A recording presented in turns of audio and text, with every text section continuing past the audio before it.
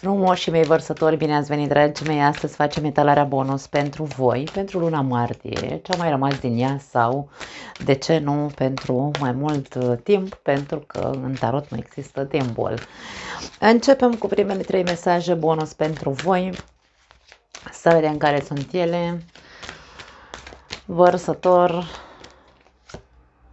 o călătorie pentru unii dintre voi, poate fi o călătorie spirituală, o călătorie fizică, o călătorie interioară, de ce nu? Fericire, o călătorie către fericire și desprindere. Aici e turnul, e ca și cum trebuie să eliberezi ceva. Trebuie să dai drumul unui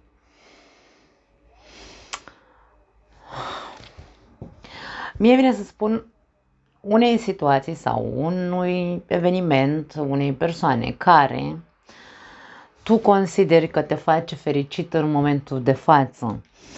Turnul este o energie care vine anunțată, nu e așa că vine de surpriză, vine și îți zice: hei, vezi că trebuie să renunți la X lucru. Nu, tu știi lucrul ăsta, tu știi că e ceva ce probabil pentru tine în momentul de față reprezintă fericire, însă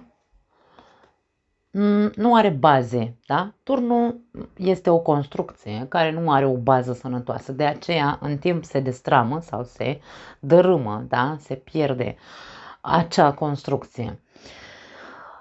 Faptul că ne spune că e momentul să faci o călătorie interioară, aș spune, pentru unii dintre voi, către acest sentiment pe care tu îl asociezi cu fericirea. Da? Sentimentul de fericire care de fapt nu are o bază solidă. Asta simt să vă transmit. La capătul cărților, foarte interesant, avem independență. Independență personală, ca și cum dacă aici vorbim, atenție, pentru că e posibil pentru unii dintre voi să fiți dependenți emoțional de o persoană sau de, nu știu, uite, ai un atașament față de ceva, un lucru, un obiect, o persoană, un eveniment care pe tine te face fericit în momentul de față, da? Însă independența înseamnă să mă desprind de acel lucru, acel obiect, acel eveniment, acea persoană, acel comportament sau habar n-am ce e, pentru fiecare dintre voi e diferit, să devin o persoană integră, independentă, să nu mai am atașament față de lucruri care nu au, lucruri sau persoane care nu îmi aduc o structură, da? Nu îmi servesc la independența mea, să mă simt sigur pe mine. Dimpotrivă. Aici e vorba despre eliberare. Da, o călătorie interioară care trebuie să o facă vărsătorul în această perioadă. Deocamdată nu simt să transmit o altă variantă. Hai să vedem mai departe. Dacă vorbim despre o călătorie fizică pentru alții dintre voi care vă doriți, da, sunteți pe punctul de a pleca într-o călătorie acum, că e programată de mult, că v-ați hotărât acum să, nu știu, vă mutați în altă țară sau să vă întoarceți înapoi acasă. Această călătorie probabil îți va aduce multă fericire, să spunem, sau împlinire sufletească, pentru că te desprinzi de ceva ce până acum poate a fost ok în viața ta, însă nu îți mai oferă o stabilitate. Da? Și aici este procesul de independență, să zicem, da? De a deveni independent în altă parte, probabil, prin prisma acestei călătorii pe care o vei face, în cazul în care vorbim despre o mutare, o schimbare de casă, o călătorie, nu știu, habar n-am, te duci în cercetare în altă țară să vezi dacă, domne, o să mă simt bine acolo. Probabil că da. Hai să vedem. Mai departe. Ce trebuie să mai știe vărsătorul? Moartea, wow! Avem arcanul 13 aici, care vine cu următorul mesaj. Faceți ordine în viață, astfel încât să puteți face loc pentru ceva mai bun. Deci aici turnul și moartea ne arată faptul că ceea ce tu consideri că este bun pentru tine în momentul de față nu e chiar atât de bun pe cât crezi tu, pentru că nu are acele baze despre care vorbeam și este acel proces despre care vorbeam. Moartea vine cu un proces de purificare, de curățare, de uite, persoana asta dă gunoi afară din casă cu motura, da? De ca și cum, ok.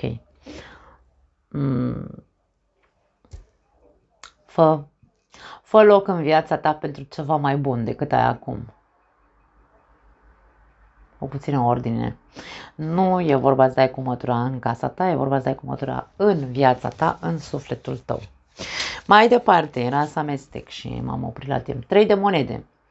Munca în echipă face ca magia să funcționeze. Dacă aici vorbim despre o persoană, de exemplu, de care tu încă te agăți, nu neapărat că te agăți, ci pentru tine, uite, reprezintă fericirea sau o împlinire sufletească. Te simți bine alături de acea persoană, însă vezi că nu are o structură, acea relație, de exemplu, da? 3 de monede ne indică faptul că alături de această carte a morții și a transformării, a curățeniei, ne indică că nu este vorba despre o muncă în echipă. Neavând o structură sau o bază solidă a această relație, de exemplu, nu se întâmplă o reciprocitate, nu se întâmplă acel nucleu de tragem, domne, la aceeași căruță sau împreună construim baze, dacă deocamdată nu avem. Da. Așadar, munca în echipă face ca magia să funcționeze. Dacă tu vezi în acea persoană, bineînțeles că nu e vorba de a privi superficial. Aici cu moartea nimic nu e superficial. Moartea vine și spune că e profundă chestia. Trebuie să privești în profunzime persoana de lângă tine și să vezi cu adevărat dacă ai cu cine. 3 de monede este cartea echipei, da? Munca în echipă. Ai cu cine trage cot la cot cu tine această persoană pentru a face curățenie în viața voastră și a construi aceste baze care în momentul de față nu există? Da? E profund. Puneți-vă, intrați în această călătorie interioară și această introspecție, da, de a celuilalt, în același timp să vedeți dacă este sau nu, sau are de gând să facă o echipă cu adevărat lângă voi. 6 de spade, următoarea carte pentru voi.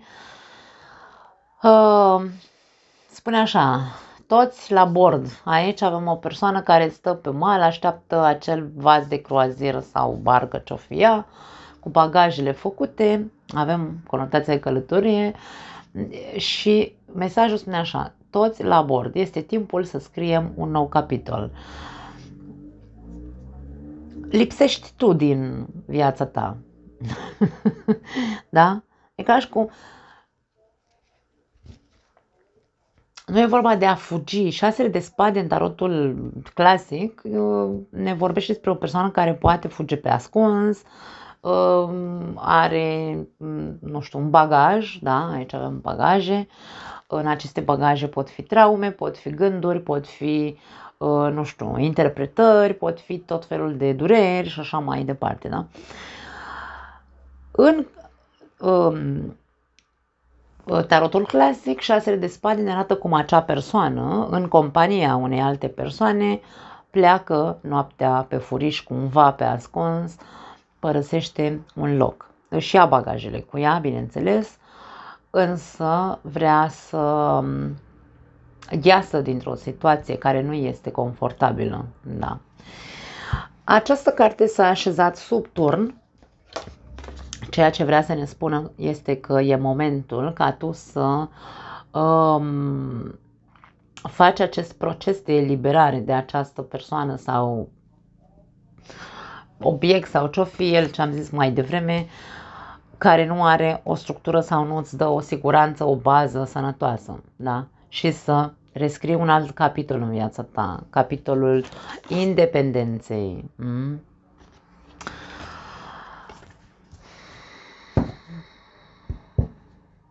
E o călătorie care trebuie să o faci singur. Aici e ca și cum nu încerca să iei pe nimeni după tine cu forța.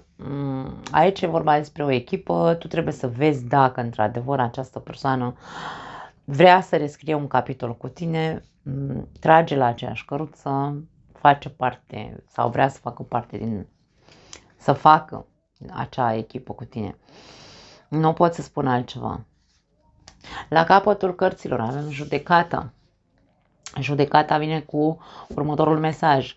Toate semnalele sau semnele spun că ești exact acolo unde ar trebui să fii.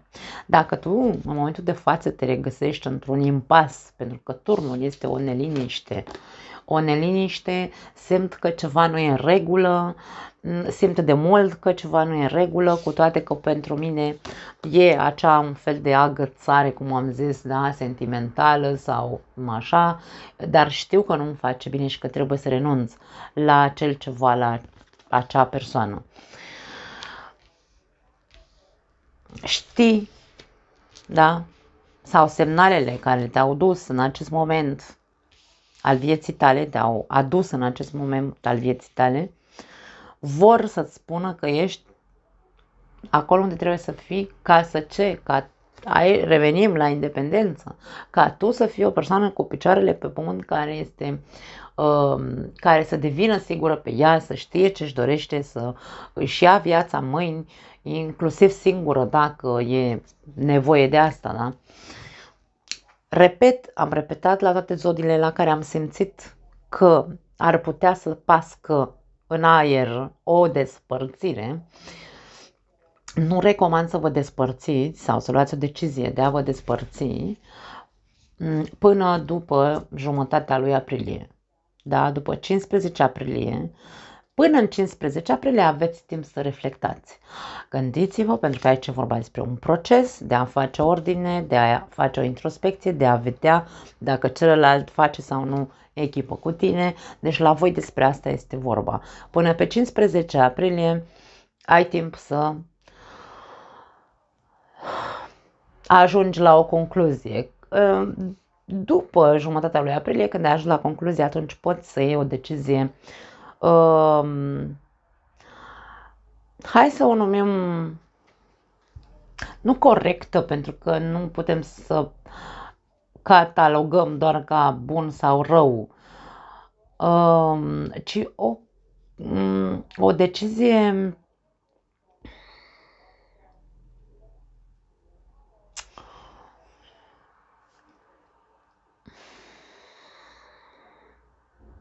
conștientă, îmi vine să zic, da?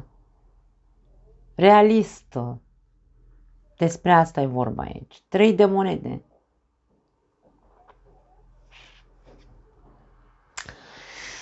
Da, foarte tare. Hai să vedem mai departe. Da, de ce nu recomand să vă despărțiți? Pentru că acum este Mercur și Venus retrograd. Se întâmplă multe lucruri tensionate pe cer și nu... Dacă luăm decizii negândite, e posibil să ne pară rău după aia. Încercați să lăsați timpul ca să puteți să reflectați între timp. Nu să stați degeaba. Atenție, aici nu e despre stat degeaba. Da? Despre a observa cât de bună echipă faceți lângă această persoană, de exemplu. Compromis avem. Lasă-ți prietenii să te ajute și iubire adevărată. La capătul cărților, factori religioși. Factorii religioși vin cu ce?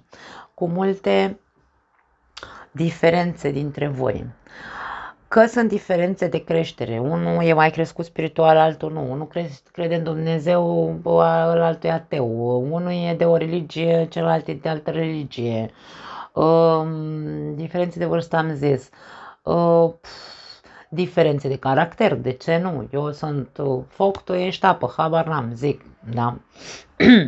Sau invers, na, tu ești aer, celălalt e Apă, parcă nu se pupă, că vine uraganul, nu?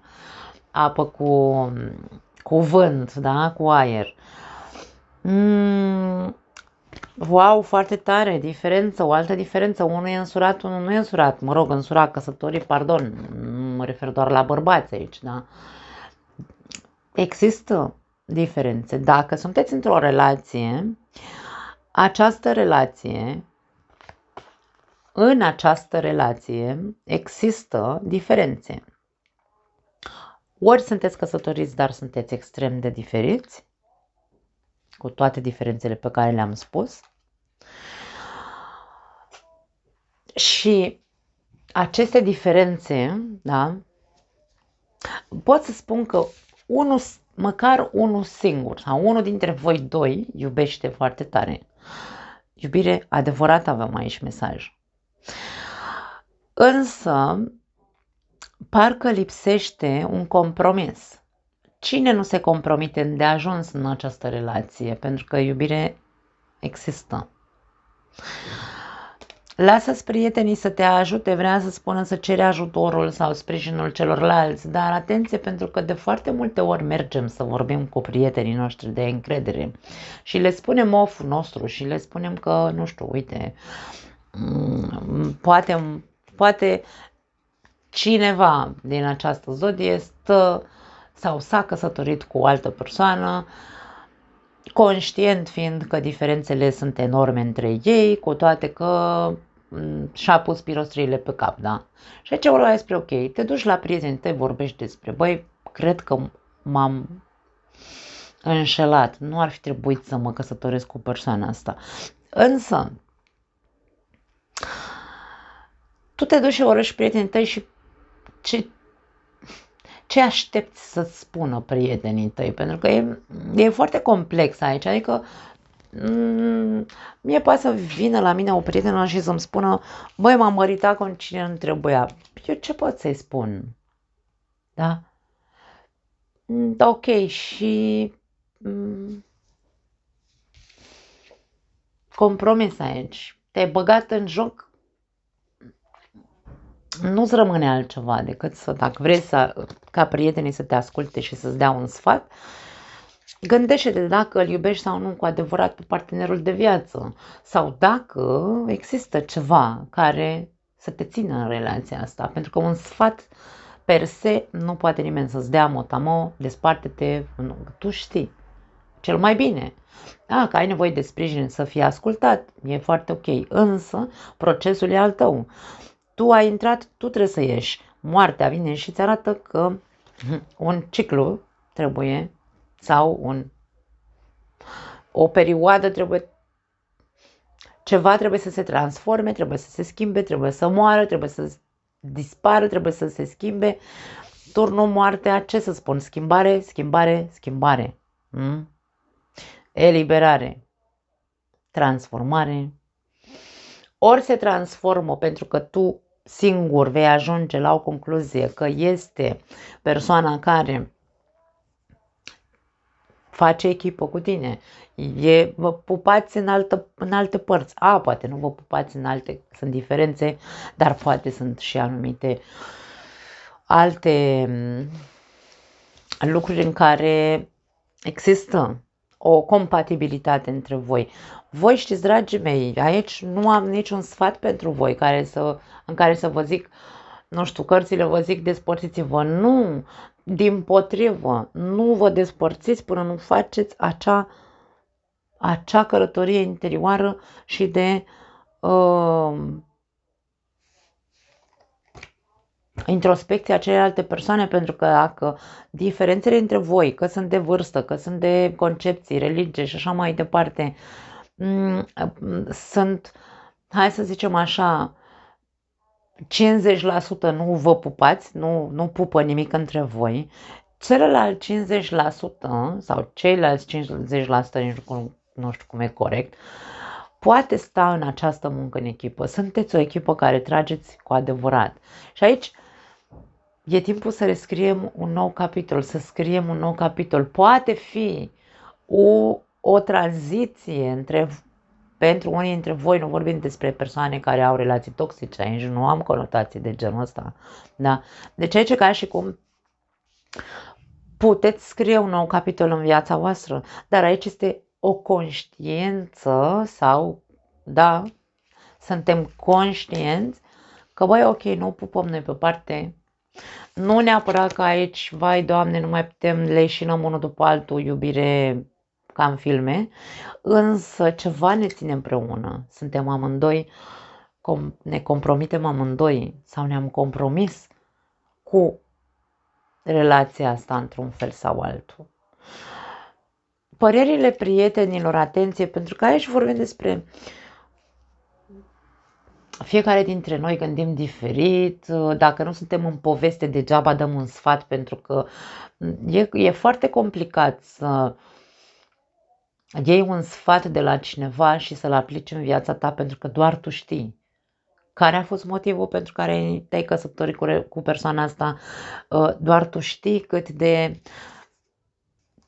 cot la cot cu tine compromisă este această persoană cu relația voastră, doar tu știi ce traume ați avut pe parcursul relației. Deci aici, oricât ai încerca să afli un răspuns, hai să spunem așa, cert, care să te lumineze, să te ilumineze, nu ai cum, pentru că e propriul tău proces.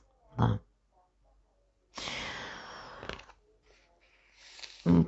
Acest mesaj de munca în echipă face ca magia să funcționeze, lucrurile se pot schimba între voi.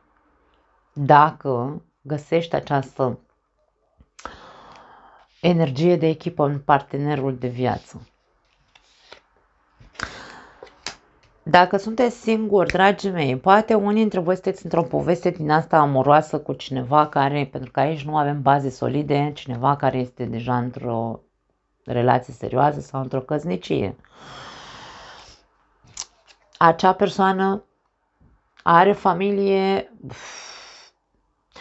tu aici poți să vorbești cu prietenii tăi și să spui, băi, iubesc persoana asta, nu mai pot după ea, sau poate și ea te iubește, habar n-am, poate fi, de ce nu, da? Însă, nu putem să ajungem la un alt nivel, nu putem să evoluăm cu relația asta, pentru că persoana asta este într-o altă căsnicie și este foarte compromisă cu familia. Nu pot să spun mai mult de atât. Deci, din nou vorbim despre starea ta de independență, vorbim despre procesul tău, despre ca tu să iei acea decizie, după cum am zis, realistă, în care să vezi unde ajungi sau unde poți să ajungi, dacă vei putea ajunge vreodată undeva cu această persoană. Aici ca și cum compromite-te cu tine,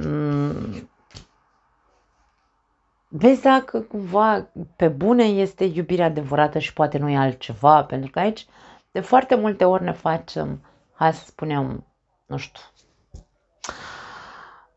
nu neapărat că ne păcălim, nu am cărți de păcăleală, însă ne lăsăm duși de val și ne facem filme, pentru că voi sunteți un semn de aer, gândiți foarte mult și la fel ca oricare alt semn de aer, mintea de foarte multe ori ne minte, ne joacă feste și ne spune o poveste care poate nu este reală, pentru că nu există acele baze. Și de aia spun, doar voi puteți să găsiți răspunsul. Nu... Da, vă face poate bine să vă descărcați vorbind cu prietenii voștri, însă nu cred că veți putea găsi răspuns nicăieri decât în voi înșivă. Dacă nu sunteți, da, cei singuri, dacă nu aveți o legătură cu nimeni care este căsătorit, aici e posibil să întâlniți pe cineva în această perioadă în care probabil o să fie foarte sinceră acea persoană și o să spună, băi, eu sunt însurat, măritată, asta e. Da, simt că ești persoana, nu știu, iubirea vieții mele, de exemplu, da. Na, voi hotărâți dacă vreți sau nu să intrați în această, să vă asumați acest compromis de a sta cu o persoană căsătorită. Nu, nimeni nu poate să vă zică dacă e bine sau nu e bine. Fiecare dintre noi suntem conștienți sau ar trebui să fim conștienți de ceea ce hotărâm, da?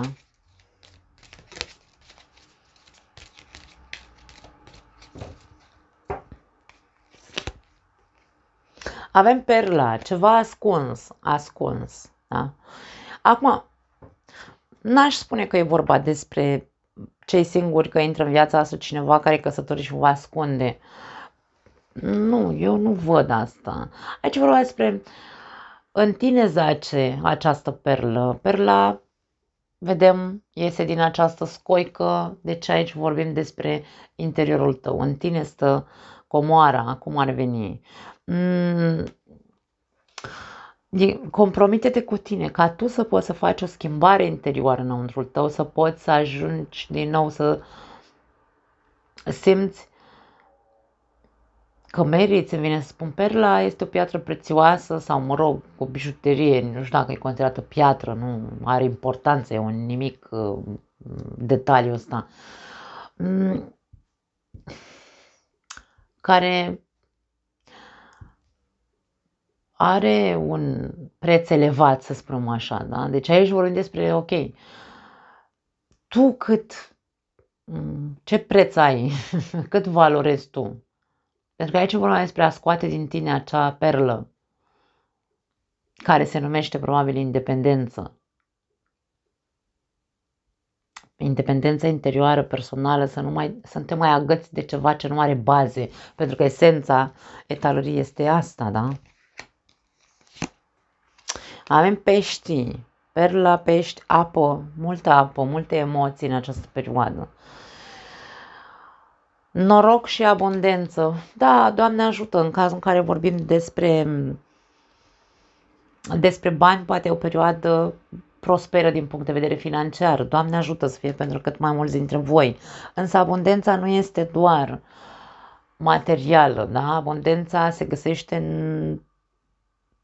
peste tot, în interiorul nostru. Noi suntem persoane, hai să spunem așa, care ne-am născut cu toți, da? Toți ne-am născut cu această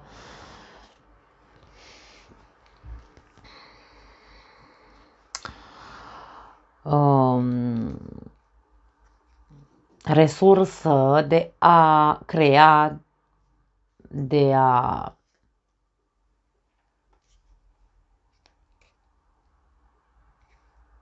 conștientiza că noi suntem cei care, dacă vreți, ne facem soarta, norocul, nu știu, habar n-am, aici e o chestiune foarte profundă la unii dintre voi.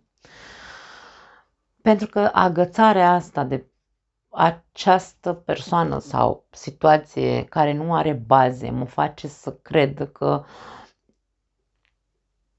tu nu mai crezi, nu te mai crezi în stare să construiești, de exemplu, o relație adevărată, reală sau să-ți găsești iubirea vieții tale. Agățarea asta mă face să cred că nu crezi în tine, în propria ta abundență, în propria ta perlă, dacă vrei. Da? De aia este un proces de independență personală, interioară și așa mai departe. Și avem balena, din nou apă. Ești foarte invadat de emoții în această perioadă, vărsătorul foarte emoțional în această perioadă, dragii mei. Gardianul înțelepciunii. Balena știm că are milioane de ani pe această planetă, da? Știm foarte bine cum își face balena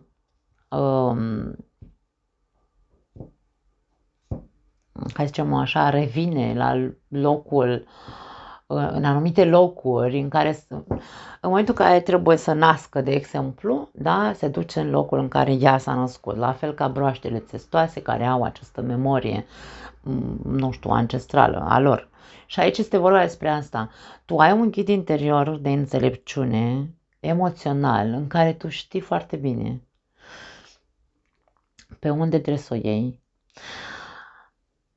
Știi ce zace în tine, doar că poate nu-ți asculți acel ghid interior, nu-ți asculți înțelepciunea interioară. Intră în contact mai mult cu propriile tale emoții. De aia spun că e o călătorie interioară, poate emoțională, poate nu neapărat o agățare de cineva, ci pur și simplu este, cărțile te îndeamnă să faci o călătorie interioară înăuntrul tău, să poți să te desprinzi de toate acele lucruri, da, care nu au nicio bază în viața ta, lucruri, persoane și așa mai departe, cum am zis. Avem coroana la capătul cărților, avem succes și orgoliu. Orgoliu, adică mândrie, da? Sunt mândru de mine sau ar trebui să încep să fiu mândru de mine pentru că sunt o persoană care merită, da? Poate aici e vorba despre merituozitate, nu știu dacă e corect, cred că da. Da? Tu meriți să fii fericit, meriți să ai o relație cu baze solide, meriți să ai un partener sau o parteneră care să facă echipă cu tine, să tragă la aceeași căruță, să puneți împreună bazele unei relații sănătoase, da? Ai toate șansele, dar până nu faci procesul ăsta interior să scoți din tine perlaia a independenței, să zicem așa, da? Probabil că te va mai costa ceva vreme. Dar na, fiecare proces, după cum am zis, 2025 oricum este un proces pentru toată lumea. Proces de transformare, Pluto e la voi, ce să zic, dragii mei. Nici nu a intrat Pluto bine și vărsătorii deja încep să simtă foarte multe lucruri care, de care trebuie să scape, da? Hai să vedem, încă 3 cărți pentru voi. Castelul, este momentul să te vindeci, nu să mai rămâi în război cumva. Nu știu dacă neapărat ești într-un război, poate un război emoțional, pentru că aici foarte multă apă văd în celelalte cărți de oracol. Poate te simți praf pe dinăuntru, da? Avem această persoană care a luat o mână de praf de jos și curge printre degete, ca și cum s-a ales praful, mă simt praf, nu știu, ceva s-a distrus, din nou avem acest castel care, nu știu, a explodat, ca și cum ar fi turnul aici, da? Că l-avem prezent. Energia turnului este prezentă. Dacă tu te simți praf pe dinăuntru sau în viața ta s-a întâmplat un dezastru în ultima perioadă, ceva s-a distrus sau e pe cale să se distrugă, nu are baze și așa mai departe. Dar e ok să-ți dai voie să te simți praf. E ok să îți dai voie să se producă vindecarea, chiar dacă doare, chiar dacă simți că pierzi și poate nu vrei să pierzi acea persoană, obiect, situație. Nu mai e momentul de luptă, e momentul de vindecare, atât.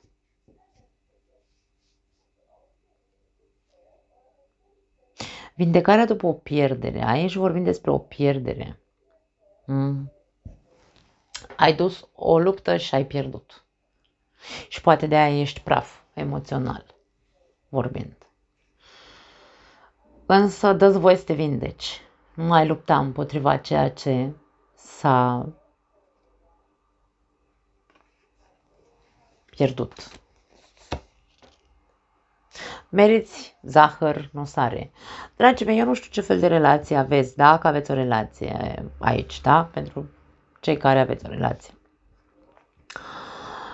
Dacă nu aveți o relație, e vorba despre noi, fiecare dintre noi avem nevoie de momente frumoase, nu știu, în compania prietenilor, în care să ne simțim bine, în care să râdem, să glumim, zahăr, ce înseamnă dulceață, voie bună, habar n-am, da?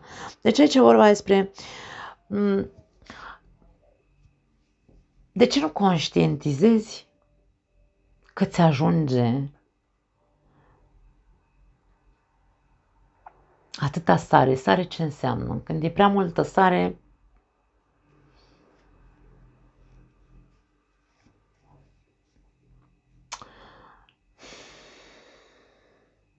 6 de spade mi-atrage atenția foarte tare.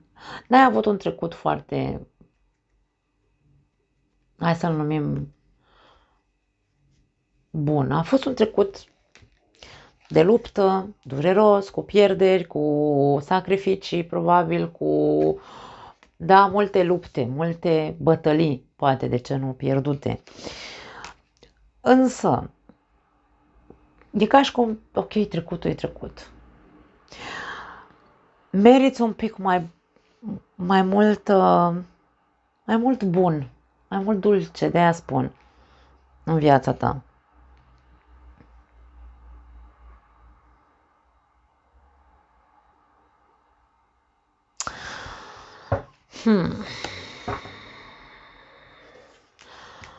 Ai așteptări, speranțe?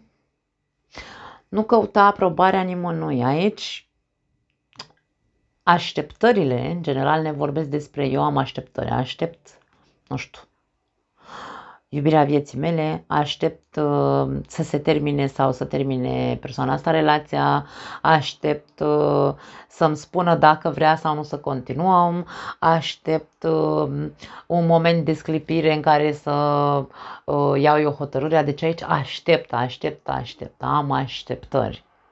Însă nu iau nicio decizie.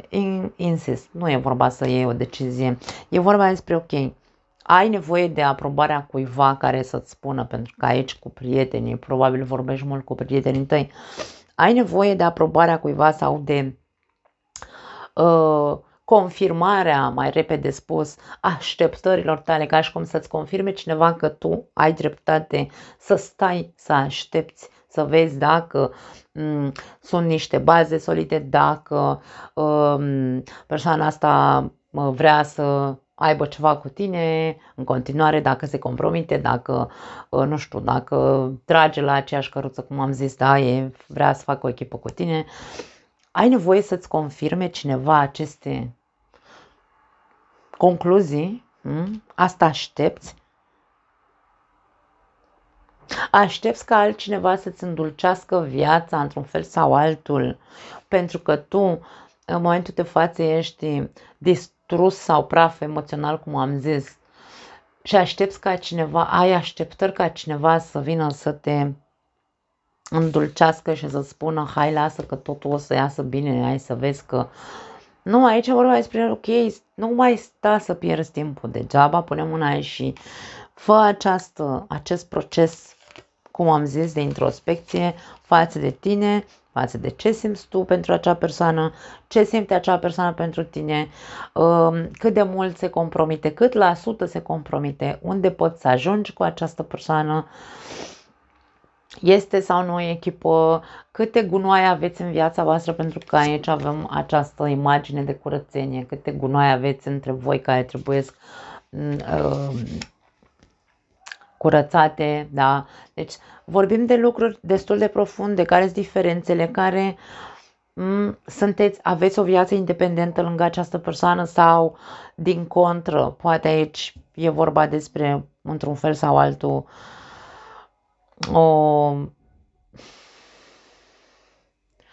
și un soi de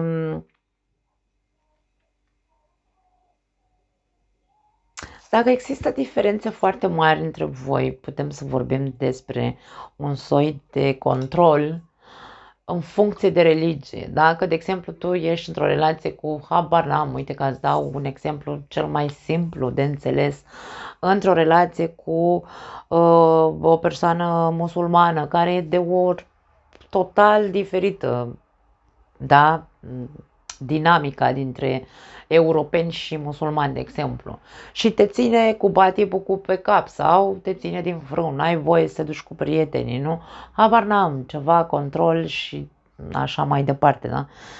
Toate lucrurile astea trebuie văzute, eu nu pot spune altceva. Aici avem oglinda. Tratează-ți corpul ca și cum ar fi un palat. Aici e ca și cum respect de sine un pic, ai nevoie să te respecti mai mult. Nu știu care-i treaba cu respectul. Eu nu știu, că pentru că vărsătorii știu că se respectă pe ei înșiși, sunt destul de independenți, dar aici lipsesc, în această etalare lipsește exact asta. Da? Persoanele care vă regăsiți în această etalare, vă lipsește independența și respectul de sine și în momentul să începeți să vă îndreptați către acest lucru, aceste lucruri. Da? Respectă-ți corpul ca palatul care este, mai degrabă ar fi traducerea corectă. Da? Corpul nostru este un templu, dacă vrei, un templu. Ești respectat, te simți respectat, valorat, iubit, pentru că aici ceva e praf. Doar tu știi răspunsurile, nu te pot ajuta mai mult, dragă vărsător. Nu mai am altceva pentru voi. Vă pup! Vă iubesc și ne vedem, bineînțeles, data viitoare. Ciao!